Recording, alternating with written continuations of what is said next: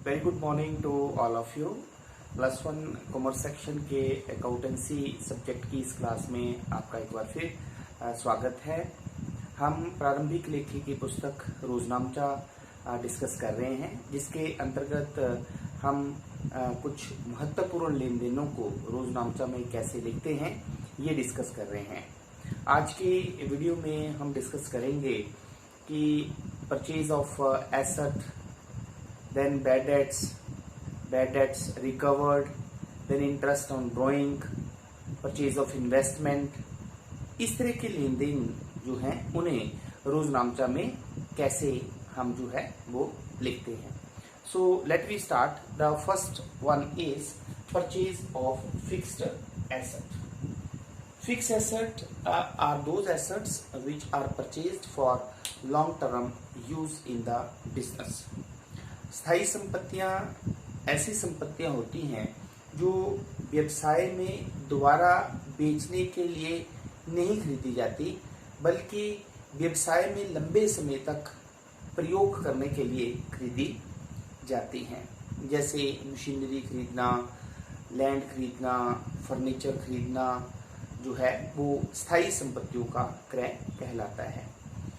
जब कोई भी स्थायी संपत्ति से संबंधित लेन देन होता है जिसमें स्थायी संपत्ति को क्रय किया हो, परचेज किया हो, तो ऐसे लेन देन में हम क्रय खाते को डेबिट नहीं करते हैं, क्योंकि क्रय खाते को हम केवल तभी डेबिट करते हैं जब हम गुड्स को परचेज करते हैं।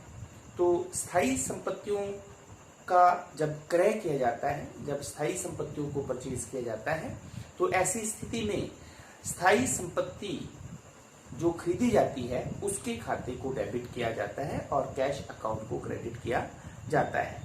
तो सपोज हमारे पास एक लेन देन है, मशीनरी परचेज ₹10,000, 10,000 रुपए की हमने मशीनरी खरीदी। तो इस लेन देन में जो दो खाते हमारे पास आएंगे वो आएंगे, एक आएगा मशीनरी अकाउंट और दूसरा आएगा कैश अकाउंट। दोनों हमारे पास रियल अकाउंट है और रियल अकाउंट का रूल जो होता है वो debit what comes in and credit what goes out. तो रियल अकाउंट में व्यवसाय की संपत्तियों को शामिल किया जाता है। तो डेबिट व्हाट कम्स इन, जब मशीनरी खरीदी जा रही है तो मशीनरी आ रही है और कैश जो है वो जा रहा है, इसलिए रूल जो है वो debit what comes in and credit what goes out है। तो इस केस में मशीनरी का खाता जो है वो डेबिट हो जाएगा और कैश का खाता जो है वो क्रेडिट हो जाएगा। इस लेन देन को अगर हम रोजनामचा में लिखेंगे तो हमारे पास जो है वो जर्नल एंट्री होगी, machinery account debit to cash account 10,000। तो डेबिट में मशीनरी के सामने 10,000, क्रेडिट में कैश के सामने 10,000। नरेशन सिंपली आप लिख सकते हैं being machinery purchased, being machinery purchased. कई बार स्थायी संपत्ति जो है वो उधार खरीदी जाती है।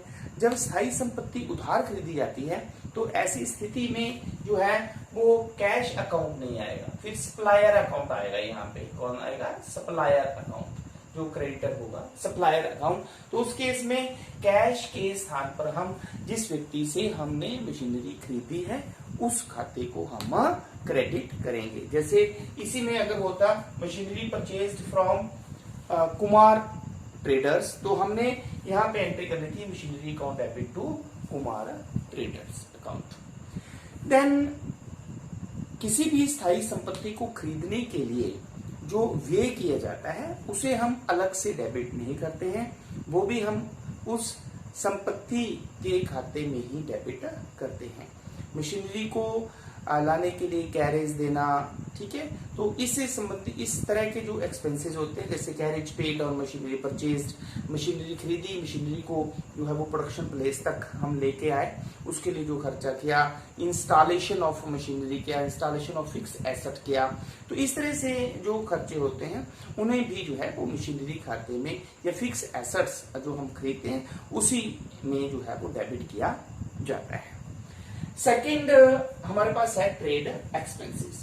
ट्रेड एक्सपेंसेस व्यापारिक वे जो व्यवसाय को चलाने के लिए किए जाते हैं। दैनिक क्रियाओं से संबंधित जो व्यय होते हैं उन्हें हम ट्रेड एक्सपेंसेस कहते हैं। जैसे व्यवसाय में जो है पोस्टेज का खर्चा हुआ, देन ट्रेवलिंग का खर्चा हुआ, ठीक है, ये जो है वो स्टेशनरी का खर्चा हुआ, ट्रेडिंग, इन्हें हम ट्रेडिंग एक्सपेंसेस कहते हैं।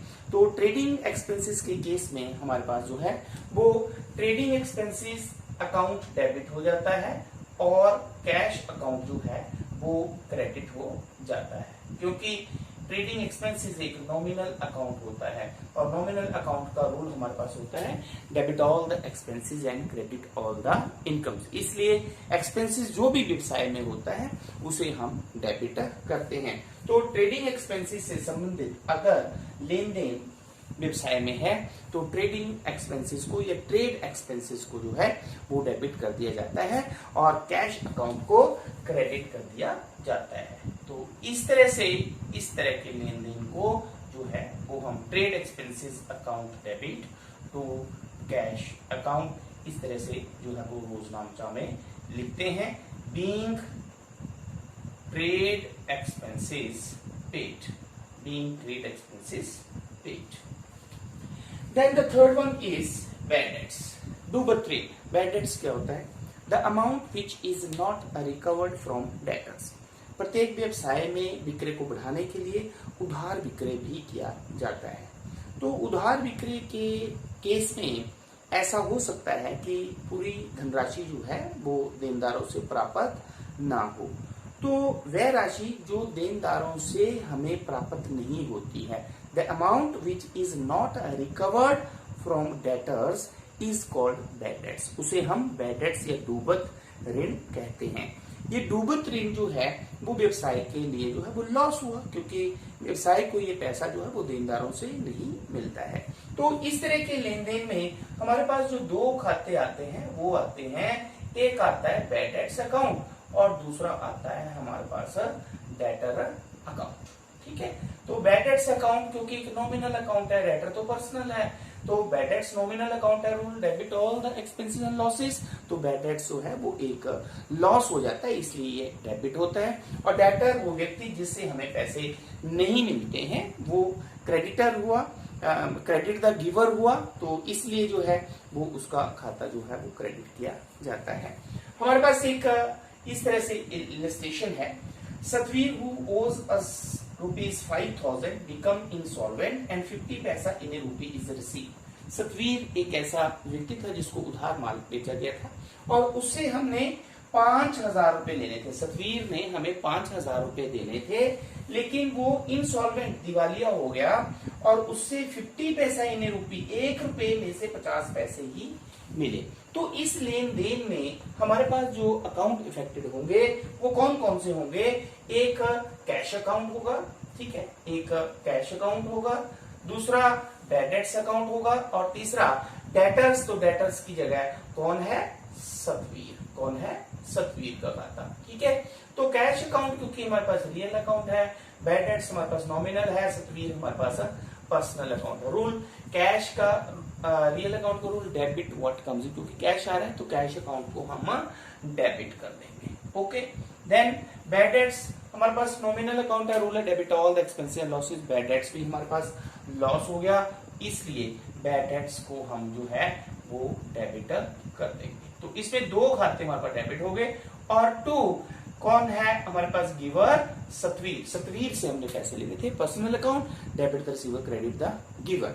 अब अमाउंट कितना हम लिखेंगे? देखिए आप कि 5,000 रुपया आपने सतवीर से लेना था, ठीक है, और आपको 50 पैसे मिलते हैं 1 रुपए में से। 1 रुपए में से 50 पैसे मिलने का मतलब हाफ मिला, तो 5,000 में से भी आपको कितना मिला? हाफ। कितना हुआ वो? 2,500, 2,500 रुपये मिला।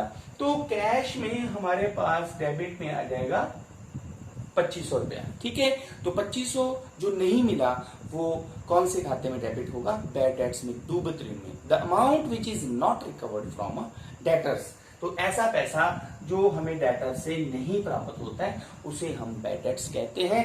तो ये हो गया 2,500, तो 5,000 हमने सतवीर से लेना था। नरेशन आप सिंपली लिख सकते हैं, being cash received ₹25,000 2500 and becomes bad debt rupees 2500। 2500 रुपया हमें कैश मिला और 2500 रुपया जो है वो हमारा बैड डेट्स हो गया। ठीक है, देन नेक्स्ट है हमारे पास बैड डेट्स रिकवर्ड अकाउंट। कई बार जो ऐसी राशि उधार विक्रय के केस में जो डूब गई होती है, जो देनदारों से हमें प्राप्त नहीं होती है, जैसे हमारे पास ये बैड डेट्स अमाउंट है, ठीक है, 2500 रुपए। कई बार व्यवसाय में ऐसा पैसा जो पहले डूब गया हुआ है वो मिल जाता है, प्राप्त हो जाता है दोबारा से। तो ऐसे सिचुएशन में जो है, जो दो खाते जो हमारे पास आते हैं वो आते हैं, पहला खाता आता है कैश अकाउंट और दूसरा आता है हमारे पास bad debts recovered account. Bad debts recovered account, ये आपने ध्यान में रखना है। तो इस केस में कैश क्योंकि रियल अकाउंट हमारे पास होता है, debit what comes in cash आता है। देन बैड डेट्स रिकवर्ड क्योंकि नॉमिनल अकाउंट इनकम हो गई, debit all the expenses credit all the income, तो कैश डेबिट हो जाएगा, बैड डेट्स रिकवर्ड जो है वो क्रेडिट हो जाता है। मान लो हमारे पास लेते हैं amount of ₹500 which was written off as bad debts is recovered now. ऐसा पैसा 500 रुपए का ऐसी राशि है ये जो पहले जो है वो डूब गई थी, ठीक है, लेकिन अब वो प्राप्त हो गई है। तो इस लेन देन को हम जब रोजनामचा में लिखेंगे तो हम एंट्री करेंगे cash account debit to bad debts recovered account. Bad debts recovered account. Narration simply आप लिख सकते हैं being cash received as bad debts recovered, ठीक है, as a bad debts recovered. Bad debts recovered के रूप में हमें कैश जो है वो प्राप्त हुआ है। Then next is purchase of investment. कभी जो है वो व्यवसाय द्वारा इन्वेस्टमेंट की जाती है, जैसे शेयर्स में इन्वेस्टमेंट की, सिक्योरिटीज में इन्वेस्टमेंट की। तो इस केस में जब व्यवसाय द्वारा कहीं पैसा इन्वेस्ट किया जाता है तो इन्वेस्टमेंट अकाउंट जो है वो एसेट बन जाती है, इसलिए उसे हम डेबिट करते हैं। तो अगर परचेज ऑफ इन्वेस्टमेंट लेन देन हमारे पास है तो इसमें हमारे पास जो है वो जोनल एंट्री होती है investment account debit to cash account, ठीक है, being investment made, being investment made, being investment made, ठीक है, व्यवसाय द्वारा इन्वेस्टमेंट की गई। Then last is interest on drawing. पिछले वीडियो में मैंने आपको बताया था कि आहरण वह राशि होती है जो व्यवसाय का स्वामी अपने व्यक्तिगत प्रयोग के लिए निकालता है।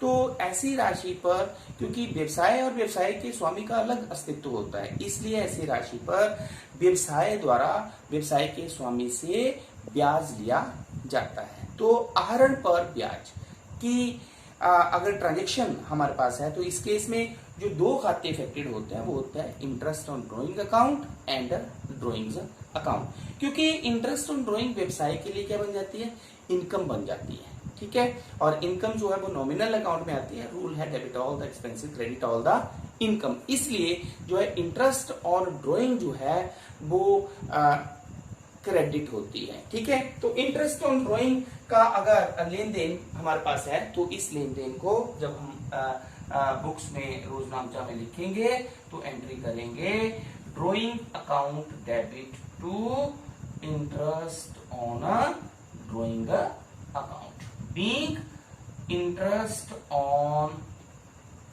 Drawing charged, being interest on drawing charge, व्यवसाय द्वारा इंटरेस्ट ऑन ड्रॉइंग जो है वो लिया गया।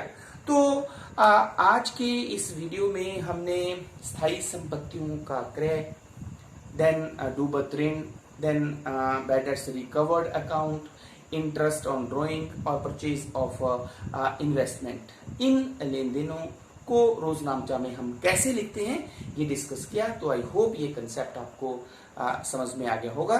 Thank you very much.